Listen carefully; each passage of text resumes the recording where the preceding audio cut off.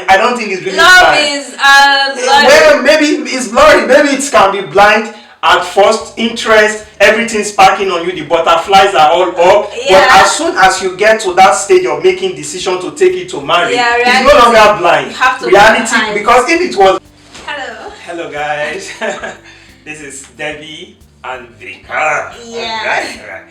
We've been watching a movie, a series throughout the week. Yeah. Love is Blind. Yes, Love is Blind. Season 3. Season 3. And we want to kind of talk a little bit about some of the characters. Sincere review from us about them. Yeah, you know. And you're right. And then also lessons that we feel that you can also learn from them. Yes. So today we want to look at Raven and SK. Yeah. SK, what is that his name? Alagbada. Alagbada. Yeah. Shikiru. I think he's a Nigerian He's a guy. Nigerian I think guy. that's basically the point of interest for us, because it was nice to see a Nigerian guy on the show. And he really sold the culture well. Yeah. He represented us well. So the movie is on Netflix. If you have not watched it, you should watch it. As a single person, you will learn something from the show. And then yeah, it was one of his good characteristics is like he was very articulated. Like he could a very intelligent guy that could like convey his feelings and his thoughts, which is like really good. I guess that was what made his babe attracted to him, because that girl she did shakara for so many people in the pod. Like one guy was pouring out her heart to him. Guess what she was doing? She was doing her exercise. She was just doing her workout. The guy was now pissed that how can you be telling her one of the deepest secrets of his life, and she's just there just doing her workout. So that's the kind of girl that she is. She's not really open to people like that. And then for him to be able to catch her heart and make her smitten, you should know that he's a great guy. Yeah. So and for people that have not watched the movie, this movie literally it's more like an experiment, a trial where people want to see if love is indeed blind. Yeah. Alright, just to give you a background story where they are kept in a place they can't see each other in different pods, but you can't see the person. You can only engage the person, ask questions, converse with the person, and then if you guys have connections beyond not seeing each other physically, and then you propose get married to each other and get married within 6 weeks. Yeah, within from the 6 weeks. start of the experiment to the end of it is 6 weeks. 6 weeks. Imagine you've been single right now, and then by 6 weeks you're married. Yeah. Like it's a crazy experiment. Is this something you can do? Like meet someone, but not really meet someone. Talk to someone. Maybe you're chatting with that person, and then in 6 weeks.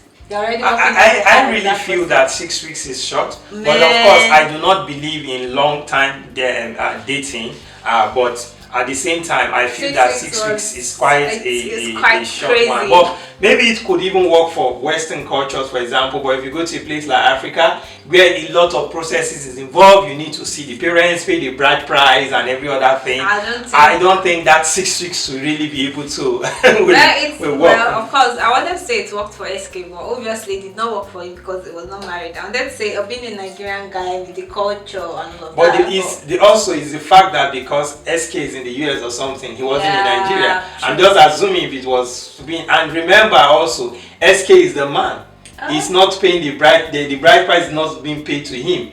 If Raven was to be the Nigerian girl, and the parents are saying, "Oh, you need to go through this. You need like Raven now. You don't expect him to pay bride price for you for her. So that's where that. And then you know what I really liked in that movie is the way his mom was.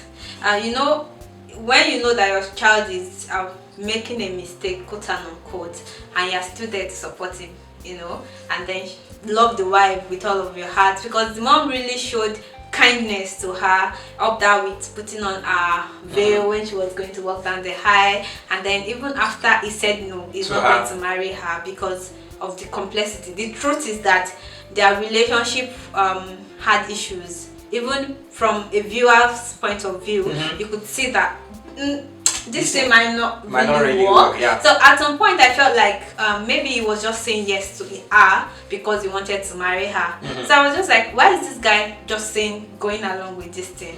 But that was our first time watching the show, and we did not know that you could say no at the altar, which was what he did. So it was refreshing to know that even with all these red flags that was very glaring, he could see that and then not go ahead with the wedding.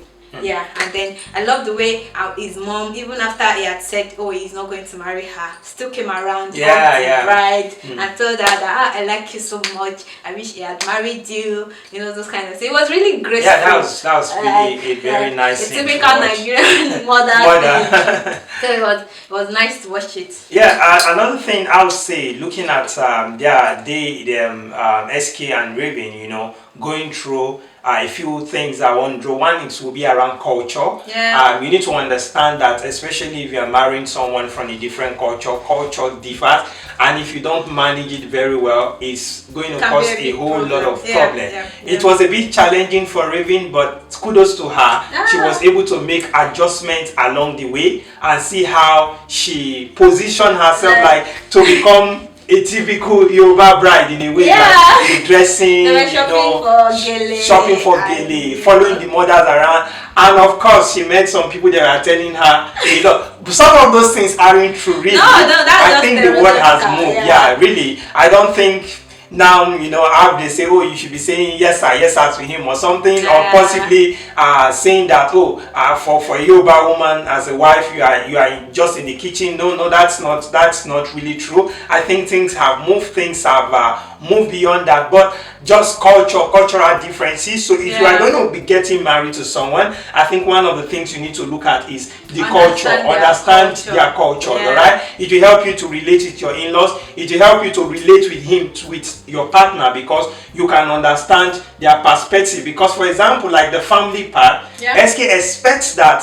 her family should be there, because in Nigeria, you can't get, for example, no wedding can hold, for example, without the parents, especially the parents of the bride, because they need to hand her over. So even if the father was not going to be around, someone has to stand in as the father. But she felt like, what's the big deal? My parents cannot come to my wedding. But it's a big deal for him. They had issues with it, especially his parent. Like, why would your parent not be around and they are conducting a whole wedding ceremony?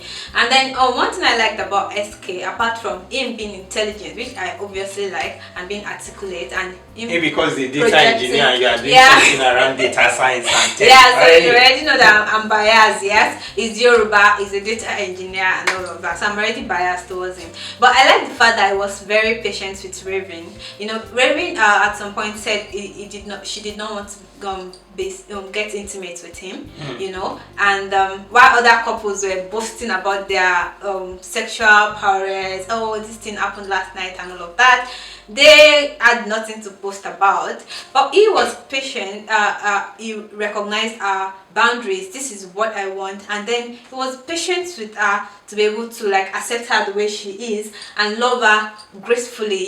He's not like the typical man that will be drooling over you. That was not the way SK loved Raven. He was just firm, was just patient, and then he was always being a gentleman. It was like, I'm going to love you the Raven way. That was just so romantic. Any woman will fall for that. Yeah, and just as there's a Nigerian adage that said a patient dog will always eat the fattest. Yeah. So for me, another thing I want to bring up from there also is goals and plans alignment. Really, that's like a major thing that made their wedding not to hold. And I respect them for that. Though it was somehow disheartening when people noticed that, Raven has said yes and SK is saying no. But somehow we have to rethink it also and be like, if you are to be in SK's shoe, do you think it's a wise decision to go ahead with? So their goals and the timing weren't aligning, and their plans weren't aligning. Before SK came, he came, of course, to the show. He already had an admission. He was looking at going to go and school, in California, and Texas, and I mean, she was in Dallas or so, and I think the distance were just far apart. Hopefully, if Raven was flexible to movement, to say, maybe she wants to move down to where he's schooling, maybe he could have worked. while he's schooling, and then Raven had demands too, of course, in terms of her bills and others. I'm married, so I shouldn't be covering all my bills alone. Yeah. You know, but SK was not in that position to be able to support her the way she wants to be loved. Do you get? So I feel like it was just the best decision for them to not get married at that point. Yeah. And then, well, right now I'm happy to hear that they are still dating, which is like a really good thing. They can now like date, get to know each other, and then decide maybe 2 years from now if marriage is really for them. So goals and plans need to really align. At the time, Raven was even like, okay, where I'm staying, I don't think I want to move from there. A lot of conversation is needed. Yeah. So I think they getting married and those things not being sorted, I don't think would be a good one. So I would say also communication. Yeah. I like that. I like the fact that they Raven communicated. like was upfront, like this is what I want, this is how I want to be loved, this is what is applicable if I'm going to get married to you. Can you go on with that? Is that alright by you? And the SK, I'm sure those are one of the things he considered when he said, oh no, we can't get married because I can't love you the way you want to be loved right now. So maybe in 2 years our situations would have changed, and then we can consider marriage again. You know. So there was a lot of communication to the extent of teaching her even his language. Yeah. How should you greet his mom? How you greet you know, when you elders. see his mom, you can't tell my mom how far. Yeah, you understand? that's But you can greet her about Nima. You know, something like that. So those were a lot of communication, which I felt that those communication brought about a lot of connection between them that really helped them to grow their feelings as much as possible together. I think another thing there from the lesson we'll look at in the life of those two persons will be finance. To tell you that as much as love comes in, you can't take the place of money out. So when you say love is blind, will I say it's blind? I don't think it's really blind. Well, maybe it's blurry. Maybe it can be blind. At first, interest, everything's packing on you, the butterflies are all up. But as soon as you get to that stage of making decision to take it to marry, it's no longer blind. Reality, because if it was blind, every one of them would have gotten married. But within that 6 weeks, they start digging a few things out about each other, and people are looking at plans and other. Some just knew that this thing wouldn't work. So finance is important. As you're looking at, want to get married, you want to get settled, that was something that SK need to also look at. Because he was considering the cost you'll be traveling from one location to another as a student, supporting Raven with her bills, trying to cover up his own bills, trying to be a husband. So come on. I don't think that's, even if I was to be in his shoes, I don't think it's something I want to do, except for someone that we've been dating for a while. We've understood each other in and out. We have plans settled. She's ready to possibly move in with me or something like that. Like we're already looking for another job for her or starting a business in the new city that will be staying in that next 2 years. But I think a lot of plans was needed.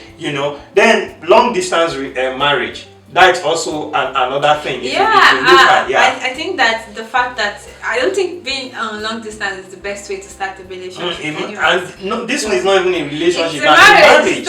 a marriage. A marriage, like you're starting a whole an entire marriage, and you just know that you're going to be long distance. So as much as possible, if you can work towards you both being together right from the onset, please do. And it's avoidable, so it's better for them to avoid it than entering into it and then they are having issues and quarreling, because she can even meet someone else while she's if they have gone into it, I'm sure there will surely be issue with that long distance stuff. And I think from my own end, lastly will be unanswered questions need to be answered. There were a whole lot of unanswered questions between Raven and SK in terms of home, where to stay, family, finance. There was just a whole lot of unanswered questions. And they were leaving it hanging because they did not really trash it out. So the time was a bit short too. So they are trying to plan wedding, doing stuff. How will they want to be able to try that out? So I will say that don't go into a marriage when there are so many unanswered questions. But if you were a guest at the wedding after you are born gele, like for example, it's painful actually. I'm like, hey, please It's painful. give me the money for I my don't gele. even think I'm I not want to be doing part it. of that. In case I have anybody that is choosing for debate and you know me, don't call me. Because I won't attend. I won't attend. Because except both of you are sure that you are going to say yes to each other. Because imagine flying in maybe from the UK to London to go because your brother is getting married and then on the wedding day says he's not doing again. Uncle, you have to do, come back and do this. Alright guys, so for us those are things we felt that we should share about SK and Raven. Yeah. They are good people. I think they have their other side, which of course we are upset. At the time too, for me, I expected SK to be a bit vocal about his expectation, because I felt that SK was absorbing too many things. Even when he took her to the friends, they were saying he was just saying yes. At the time, the friend had to doubt him too. Are you saying yes because you want to marry? Do you understand? So for me, that's one thing I would say I didn't like about SK. But I expected him to at least, I expected him to be at least vocal in that aspect, maybe because time is short, but I expected a lot of conversation between, say, hey, this can't work out, I'm going to school, we need to look at this. She was talking about this, talking about that, but SK wasn't responding, wasn't telling her, I don't think this can work, this cannot work. But I hopefully believe that since based on the reunion that they said they are together, maybe they will get things properly trashed out, and maybe they could come back again. Yeah, but let's see how that they come back, they don't come back. These are all lessons that we can all learn from their own love stories, and see how you can apply it into your own love story. That indeed, love is blind, but it's not totally blind, right? You have to wear your glasses. You have to wear your glasses and see then, have you watched Love is Blind? If you have comments, we'd like to read from you. And then please remember that liking our videos help us to reach more audience on YouTube. So before you go, just like this video and then drop a comment for us. Thank you for watching. Thank you. Bye. Bye. All right.